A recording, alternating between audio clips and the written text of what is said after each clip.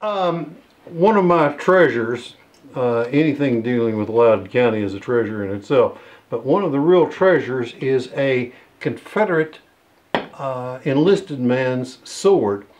They're called Dog River swords by modern collectors because the man who was the expert, he's passed away now, but is still the expert on Confederate sword, was William Albaugh. And he found a letter from a Confederate soldier saying he was waiting at the Dog River Arsenal for his sword to be made. And so consequently, swords that have a certain peculiarity. It looks like a standard U.S. sword until you get to looking at the details. And the details is, with one exception, at the top of the blade, Union swords come to a definite stop, where these come out to a slight groove like this at the end of this one. The other thing is the cap is not quite as long as on a standard U.S. 1840 model saber. But the thing that sets it apart is, instead of leather, this is oilcloth. And instead of brass, which all of them had, this one has iron wire. That makes it technically what we call a Dog River sword. There's still haven't quite figured out who made them. By the way, there is no Dog River arsenal. We don't know exactly what the man... There is a Dog River that flows into Mobile, Alabama. That's one of my great prizes from Loudoun County. This is a 24-pounder shell. Guns, smoothbores are generally given in the poundage of their solid shot.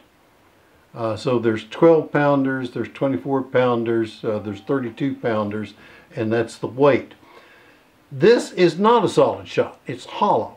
At one time this would have been filled with powder, a fuse screwed. In fact, there was two parts of a screw that fit in there. You cut it, and when the gun fired, the flames licked around and lit it. This one was found on the banks of the Little Tennessee River, oh my gosh, probably 40 or 50 years ago. This is what's called a Confederate reed shell. And the story behind this one, the young fellow who found it is down at Huff's Ferry, where Longstreet crossed. The Confederates set up an artillery battery on the Harrison Bend side of the river, and were actually firing across the Tennessee River at the Union troops as Longstreet is trying to make a bridgehead in November 1863. A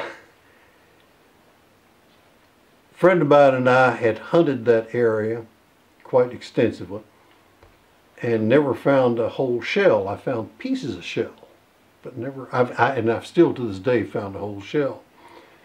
So one Christmas, or January, right after Christmas, a young fellow calls him up, a friend of mine, and says, where can I go metal detecting for Civil War relics? And he says, well, where do you live? He says, Huff's Ferry. And he says, well, go in your backyard. Well, he went further in his backyard. First time he had ever gone metal detecting, dug this shell out of the ground.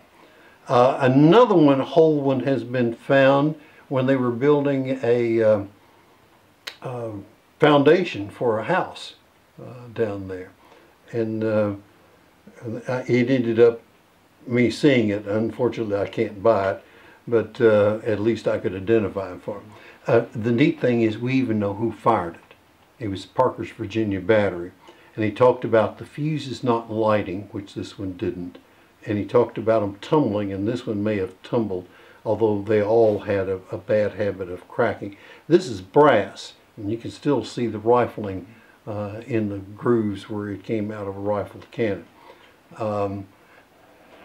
Parker's Virginia battery were the ones that, when they went into position at Campbell Station, they scared up a rabbit, and it was running the whole length of the battery of 4 guns. And one of these young Confederates yells out, go it old hare, I'd run too if I didn't have a reputation to sustain.